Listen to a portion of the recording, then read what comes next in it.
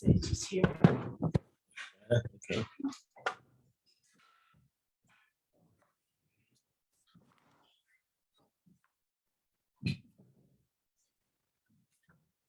Okay. So I'm looking at the next place. Well, it's still not the last one, it's next to the last one. But I really think that it's going to be very difficult to go into. Good morning, Rabbi. Good morning. We can't see you. I can't see me either. But something's not working. We don't know why. Okay, thank you. Different reason. Probably has to do with being Thursday, I think.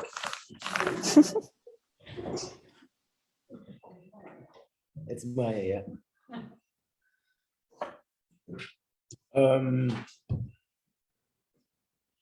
I'll try to explain it. We'll do the best we can. We'll go with some more of the review, one of the sheets we didn't do. And then on Monday, Mir Hashem, we're going to start a new mimer. Okay.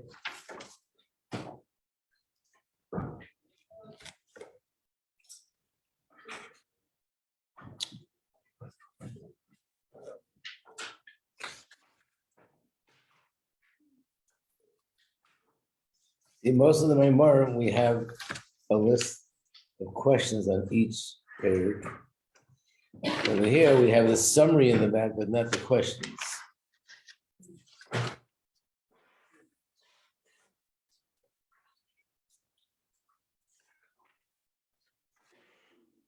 Let's go to page 38 in the Hebrew that you have, if you have it.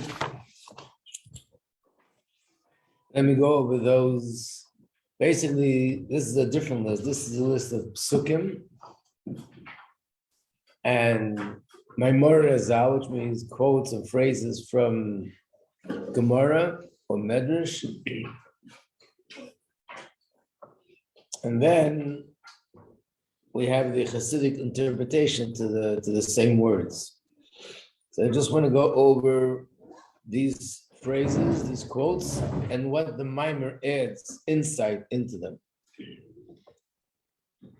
Okay, number one is the pasuk, which the whole mimer revolves around. But number two, you look at the words when you read them, Chelki Havaya Omra Nafshi, which means my soul says that God is my portion. But now that we learn the mimer, how do we understand these words? What is the deeper insight to these words? Chelki Havaya Omra Nafshi.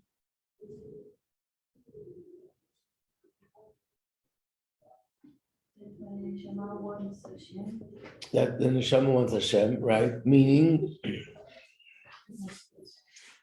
what? Right. That the desire for choosing Hashem over the other choices, not like the ministers, is not because of logic, but it's deeper than logic, because the neshama, in essence, wants Hashem. That's what it means. Chelki Havaya Omra Nafshi. My soul says, this is what I choose. Number three, this was in reference to a king that it says, Mishichmai Umayla, from his shoulders and up, Gavoya Mikola, is taller than the whole nation. Literally, it means that King Shaul was very tall, and his shoulders were higher than other people's heads. From his shoulders, he was above everybody. How does it explain in Chassidus? What does it mean? Hashem is higher than all the nations. That's true, but that's not the meaning of the words. And we remember, what does it mean that the shoulders are higher than everybody else's head? So this one he was describing the union of a melech. A king, a true king, the way the Torah sees a king, is a person that is not just in a position of power, but he is greater than all the other people of the nation, intellectually, emotionally, spiritually. So this pasuk describes that greatness. The shoulders represent midos, because one shoulder leads to the right hand, that's chesed. The other shoulder leads to the left hand, that's Gevura. So the shoulders are the midas. What we're saying is that the king is so much superior to everybody else that his midas are superior to the rest of the nation's intellect. Even the ministers who help run the country, who are brilliant people, they're geniuses, and that's why they have the position that they have. Nevertheless, the king is much greater to the extent that his midas is higher than their intellect. And the reason why he brought that out was you don't need to be a pikach to choose the king over the ministers. He's much greater person. Of course, you choose him over the ministers. That was number 3. What's number 4? Ozav Hashem es orez v'yad kichavim azolos. Hashem abandoned the world and he left it in the hands of the stars and the constellations. What's that referring to? What the nations think. Right. Not. And also, this is not the one that's compared to the waiter, but this is saying that more or less completely Hashem gave it over to the stars and the constellations, and Hashem is not involved in the running of the world.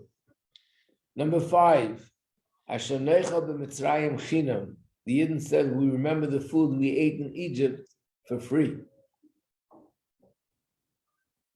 The simple pshat, Rashi says, what does it mean for free? They worked very hard, they were slaves. For free means they were free of Torah mitzvahs. What does the Arizal say about that pasuk? Now they won't. What? I don't know.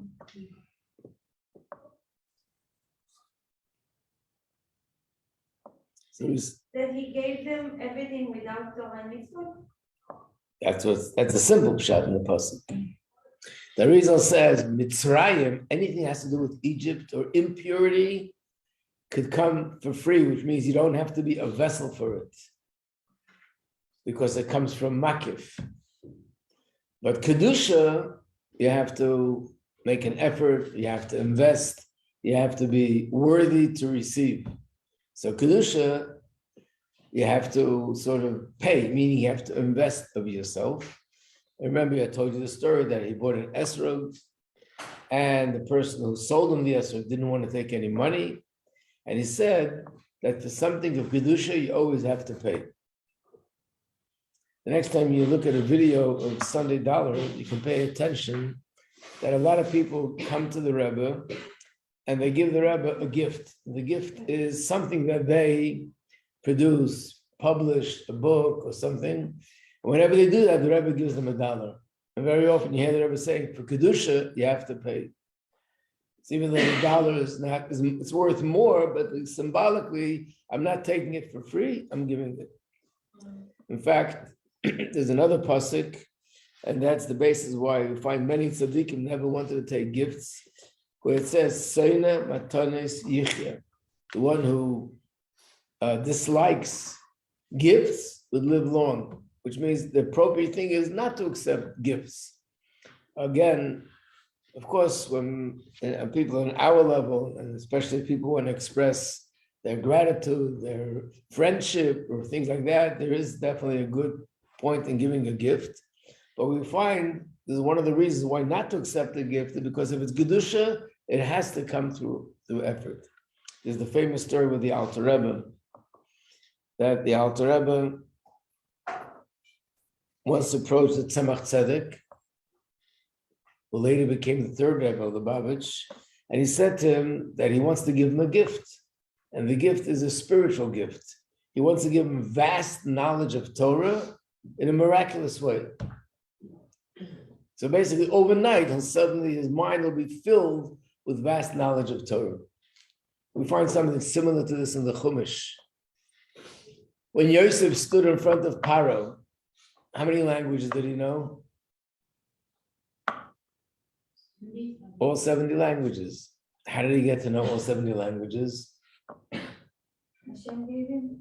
Rashi says an angel came the night before and taught him all 70 languages. It means it was sort of a miracle. You can't learn 70 languages in 1 hour, 2 hours. but the angel sort of put it into his head. He was born with it. So the Alter Rebbe told the Tzemach Tzedek he wants to give him a gift, which is vast knowledge of Torah.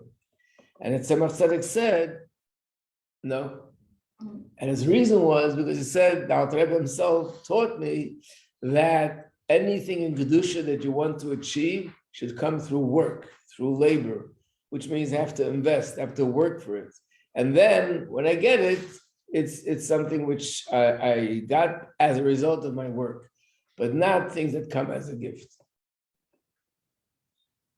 The previous Rebbe said that he once met a chassid, an older chassid, that he told him that he still remembers his bar mitzvah, this older chassid, and how his father brought him to the Tzemach Tzedek when he became bar mitzvah for a bracha. And his father said to the Tzemach Tzedek, give my son a bracha. And what was the bracha that he asked for? Interesting bracha. He should remember everything that he sees in my house and everything that he sees amongst the Chassidim and by the Rebbe. And if he remembers everything that he sees, he will naturally be a God-fearing Jew. So the Tzemach Tzedek said, it's over 50 years that my grandfather, my father-in-law, and myself are working so hard to get the message across that there shouldn't be such a thing as a natural God-fearing Jew, but the God-fearing quality should come through effort, through work, through avodah. So basically, that's what it means. Mitzrayim, if it's not Kedusha, it doesn't need any avodah. Chinam. I didn't mention this in class, but I could mention it now. On Shabbos, one of the things we say is, it's actually a chapter of Tehillim, 26 lines, and after each line, Kilayim Chazda, Kilayim Chazda, Kilayim Chazda. You know what I'm talking about, right? So the Gemara says, what is this 26 times Kilayim Chazda? That the first 26 generations of creation, they lived by the chesed of HaKadosh Baruch Hu. After the Torah was given, the rule became, depending on what you do, that's what you get. How much you put in, that's what you'll get back. According to your avodah, that's what you'll receive. But before the Torah was given, people weren't worthy, especially when we read all the stories how they lived. So Hashem gave life to the world just from his kindness. And being that it's exactly 26 generations, how's it 26 generations? There were 10 generations from Abram till Noach, 10 generations from Noach until, Adam until Noach, 10 generations from Noach until Abraham, and 7 generations from Abraham until Moshe. So until Moshe, there were 26 generations. And corresponding to these 26 generations is 26 Kilayim Chazda. Once the Torah was given, there's more of an order that whatever you put in, whatever what the capacity of your vessel will determine how much you can take in. But Klippa gets from Makif, and therefore it doesn't depend on the vessel, it doesn't depend on where you're at least superficially. Number 6 is related to what I just said. This is in Gemara. Rabbi Kiva said the reason why he was smiling when he saw and he heard the commotion coming out of the Rome, if for those that violate Hashem's will, there's so much going on, how much more so for those that follow Hashem's will? Remember that part? So what does Chassidus say about it?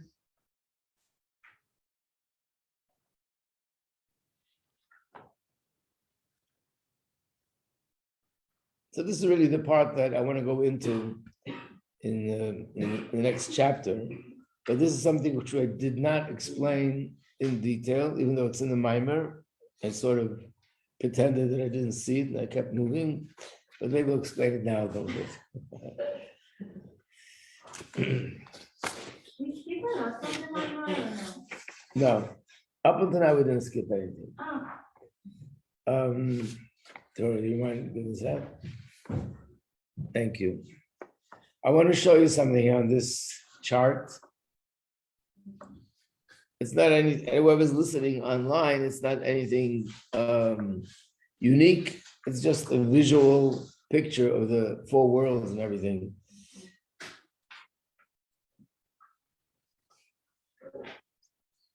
in Chassidus, see on top of the page, it says Seder Hishtalshelus.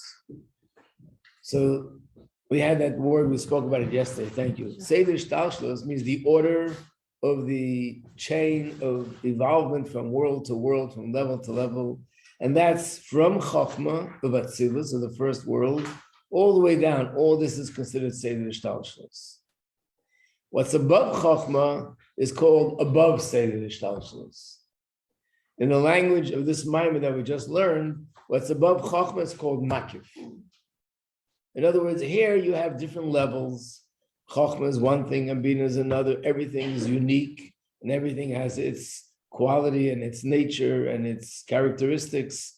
Everything is different, and it's 10 different spheres, and on 4 different levels, which are the different worlds. And above that is something which is infinite. So there are no differences, there are no spheres, there are no different levels. It's just infinity. Infinity, there are no parts, no details. What the Maimon was saying is that the Yidden we get our chayas from Seder Hishtalshelus, from Chokhmah, Bina, Das, from these spheres.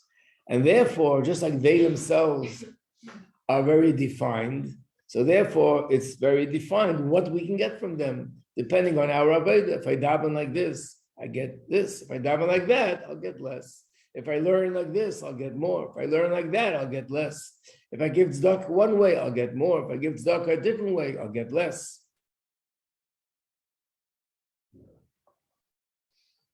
Above Seder Hishtalshelus is called Makif. It's infinite, and everything is equal.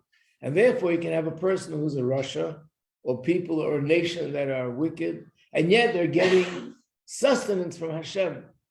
Because when things come from Makif, it doesn't depend on the size of the vessel, because it's encompassing light. To give maybe a very childish mushal, but it's the idea is the same idea. When you ask a question, how much water can I put in a cup? The answer is, what size is the cup? Is it an 8-ounce cup, a 12-ounce cup, a 16-ounce cup? Or is it a cup that holds a gallon and then you can put in a gallon? What about if I want to have water around the cup, not in the cup, around the cup? How much water can I put around the cup? What? I can put the whole Atlantic Ocean around this cup. Because it's not in, it's around.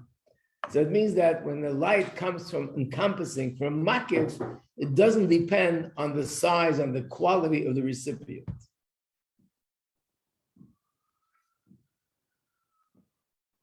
What did Rabbi Akiva say? The reason why he was laughing or smiling was they were crying, because how could Rome, such wicked, wicked, wicked people, get so much chayes? They were listening, and the city was roaring with excitement. And how could that be? And why was he smiling? He said, if those that violate Hashem's will get so much, how much more so those that observe Hashem's will? But still, we just finished saying that those who observe Hashem's will, what they get is still limited. Why does the Maimon say that? Ultimately, when Mashiach comes, what we're going to get will be even more unlimited than what they get. But if we get from a limited place, how are we going to get something which is more unlimited than what they get? So the answer is, if you look at the top of the page, it says Keser, right? Then there's 2 lines. One line says, you don't have to read all the words, but the main thing I want to show you is where it says Pnimis HaKeser, Chitzenis HaKeser, which means in this realm, which is Makif, is the external dimension of the Makif, and there's an internal dimension of the Makif. The nations of the world get their chayes from Makif, but from the external dimension of Makif. We, Yidden, through Torah mitzvahs, we get from Pnimius, but the truth is, what we get from Pnimius, the root of it is the Pnimius of the Makif. And the Pnimius of the Makif is even more abundant than the Chitzenius of the Makif. It's even more infinite than the external part of the Makif. But that won't be revealed until Mashiach comes. So that's the answer.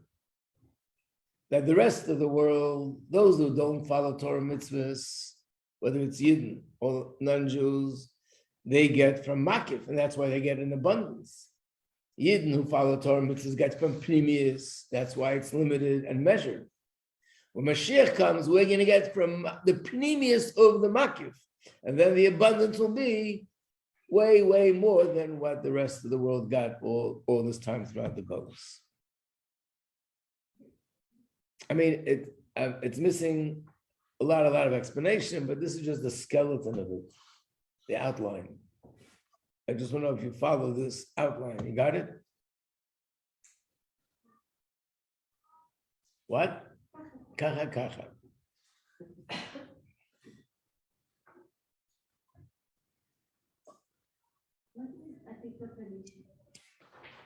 Hatika Kadisha.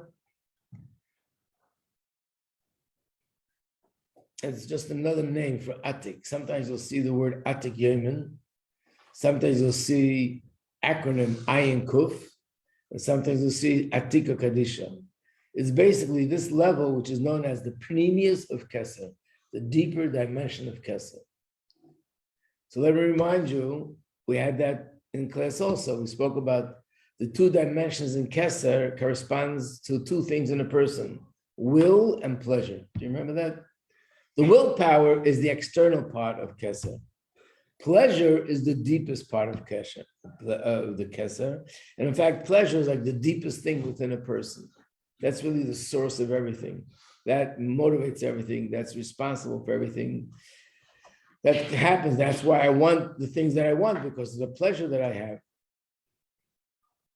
If you ask somebody, how come you want to go outdoors and this person loves to be indoors? The answer is because this is what I enjoy and this is what they enjoy. So it's the pleasure that determines where my will go.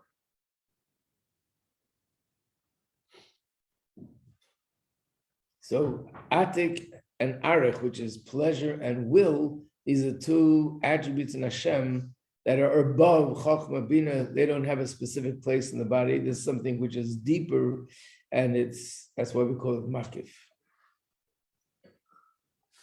So I told you it's going to get a little bit more complicated over here. But anyway, this is it. Number 7. But we're ready, no? What? We're there. We're there. Okay, now in the Hebrew book, we made a little chart about the mashal that he gave. Page 45. Rabbi said there were 3 ministers mentioned in the mashal.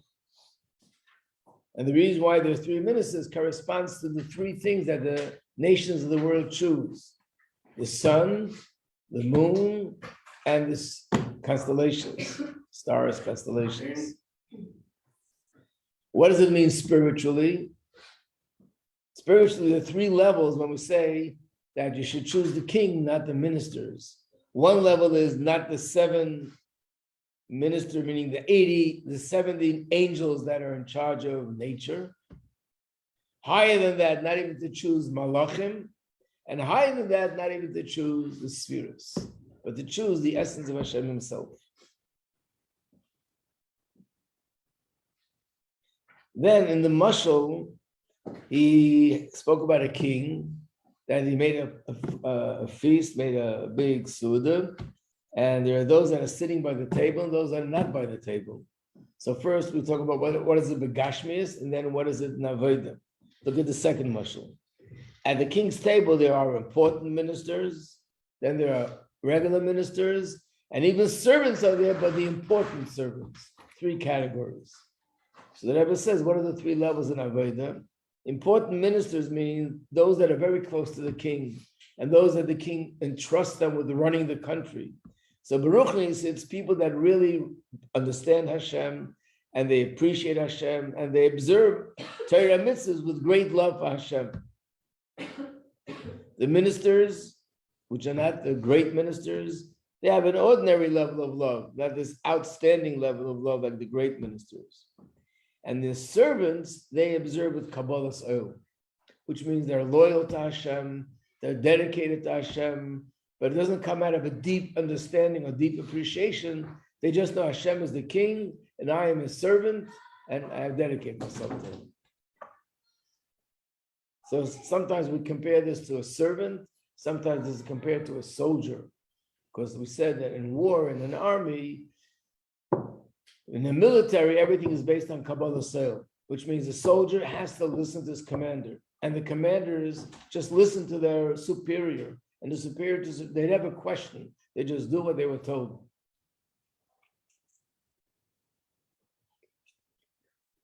You know, the Chassidim used to say, if that's the case, then why does the soldier have a head? He's just supposed to have hands and feet.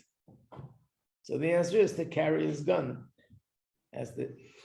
It's on a belt and it has to hold on something, but that's all, what he's all about is just action, dedication and loyalty. Then there were two elements, two levels that were not by the table. Those are the simple servants, or even the dogs. They also benefit from the meal. What is that in Avodah? Those that serve Hashem, but out of fear of punishment. So why are they outside of the king's table? Because they're not really serving the king because of the king. It's for their own personal fear about themselves. And when it talks about the klavim, a dog, that's something that the heart controls the head.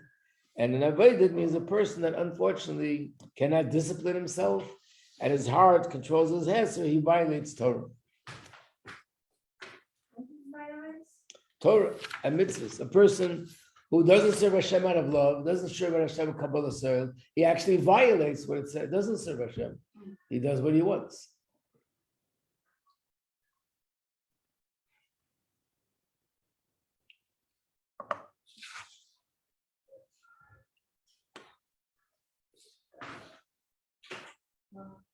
This is very serious. Okay.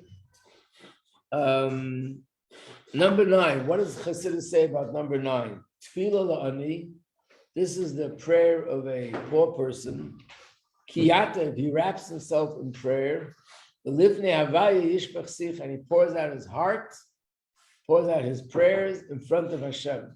What does that mean? What is the explanation of that? If you remember, according to the Baal Shem Tov, that Ani wants to speak with Hashem, so he goes straight to him. right? And he doesn't care about how beautiful, how great, Right. and he wants. An ordinary person, when he goes to the king, he walks into the front room and he sees the beauty there, and he sees the gold and the silver and the diamonds and everything. And he gets like dizzy from it's so overwhelming. He gets stuck there and he's just spellbound by the beauty, and he forgets to keep moving, forgets to go to the king. And then there's somebody that's on a different level, and he doesn't get stuck in the first room, but the second room, which is so much more magnificent than the first, there he gets stuck.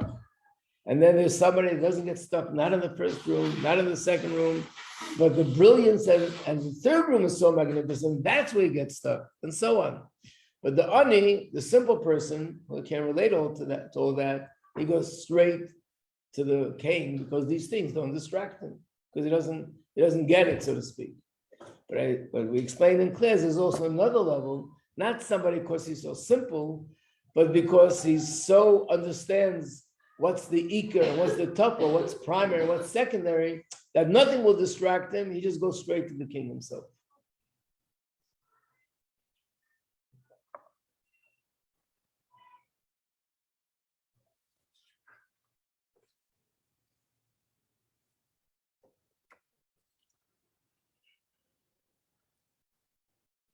So the tafel in this case is spheros and malachim. Right. In the mashal, the tafel is the beauty of the rooms. In the nimshal, is the giluyim, the light of Hashem that shines, the brilliance, understanding, the pleasure from understanding Hashem. And the ikar is embracing the essence of Hashem. So like I said, when we learn this mimer, we have to translate this mimer practically. The two ends of the spectrum is doing a mitzvah, which is in some ways the act is something dry and technical. Compare that to learning, to understanding, to feeling, and those things sometimes are so powerful and so pleasurable that because of that, a person will pay less attention to actual doing what you're supposed to and get lost in the pleasure of understanding and feeling. I mean, again, this is a mashal, but it's a humorous little mashal, but it brings out the point that somebody was once being chased. A person tried to kill him. So he ran away and he ran into the woods, and the person's chasing after him. And he's running and he's running the whole night. And finally he realized that whoever's chasing him is no longer chasing him. Now he's looking for a place to go. It's freezing outside. It was a freezing cold winter night. And from the distance he sees a house. So he knocks on the door and his teeth are shaking. And he says, please open the door. I'm freezing. I'm hungry. I just ran away because someone tried to kill me. Could you please open the door and let me in? And the person on the other side of the door says to him, really, I don't believe it. I feel so bad for you. I feel so much compassion for you. Why was he chasing you? So he starts telling him a story. I was chasing him, but then please open the door. Just let me in. I'm freezing. And he goes on with another question and another question. And he keeps saying, oh, I feel so bad. I'm crying for you. My tears come in my eyes. And he's on the other side of the door and he's begging him. He says, yeah, but I can't. Once I open the door, I'm not going to have this amazing feeling of compassion for you. So what's the tough? To have an amazing feeling of compassion, or to give the person bread and butter or a bed to sleep and to warm him up? So sometimes you get caught in the feeling and you forget about what the bottom line is. The bottom line is to feed the person. Many, many years ago, when Russia was a different kind of Russia, there was a big controversy, and that was there were activists that organized demonstrations in America against Russia. The Rabbi was very against it. Whoever has any knowledge of what went on in Russia in those days, the Rabbi was involved in every single detail going on in Russia. The Rabbi had ways of, besides spiritual ways, even down to earth, people who informed him. He knew everything that was going on. And the Rebbe said, he spoke about it publicly, that when a demonstration is made here in Russia, which embarrasses and humiliates Russia, they torture the Jews there even more. And therefore, it shouldn't be done. And the Rebbe said the people who are participating in the demonstrations, I can't blame them because they want to do something for Russian Jews. They don't understand.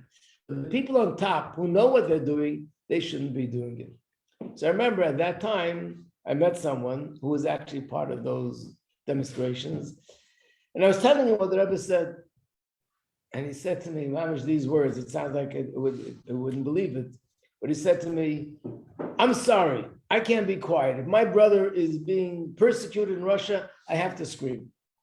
Wait a second, I just explained to you that if you scream, they're going to persecute them more. They're going to have more problems there. They're going to arrest people there.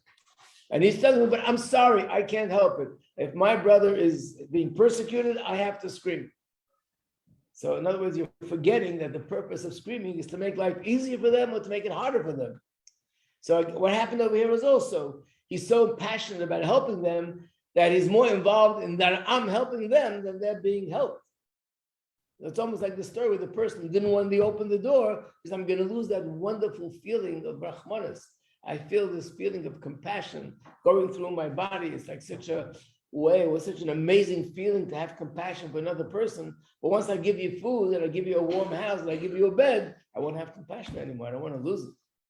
Compassion is a good feeling.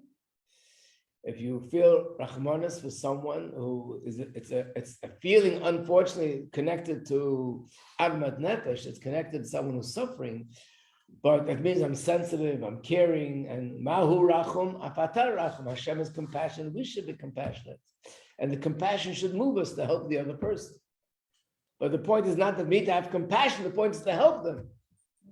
But we feel like good when we have compassion about someone. It's a good midah. I'm saying, what does it mean feel good? It means I feel that not only I know about Abbas, I feel the Abbas Yisrael. I feel bad for that person. So I'm feeling this wonderful feeling of Abbas Yisrael. But the purpose is to help the person, not for me to feel. Because you know it's good to feel it. Right. To feel Rahman. So you get stuck on the good feeling and you forget to give him the food. And not only that, I'm not going to give him the food, then I won't feel compassion. If he's not going to be in a bad place, I won't be giving compassion anymore. Oh, it's very good to feel good for something that Hashem wants. And What do you mean? because when we know that we do something Hashem wants, sometimes we can stay in this, like, and don't do. That's exactly what the mimer is about. We can get stuck in the feeling, the understanding, and the pleasure, and that usually could distract us from the action. Because the action comparatively is dry, it's technical. Like the story with the Alter Rebbe, being in Shul on Yom Kippur with his talus, meditating on the greatness of Hashem, feeling the love for Hashem. These are feelings that are, it's like a huge storm of emotion. But then going over and chopping wood and making a fire and cooking a soup and feeding someone, that's very technical. Okay, to be completed tomorrow. And then the mimer we're going to learn next is going to be a mimer from the Frierdiker Rebbe called Nasa Na. And it's a mimer from a sefer called Marim Kuntresim, Chelik Aleph.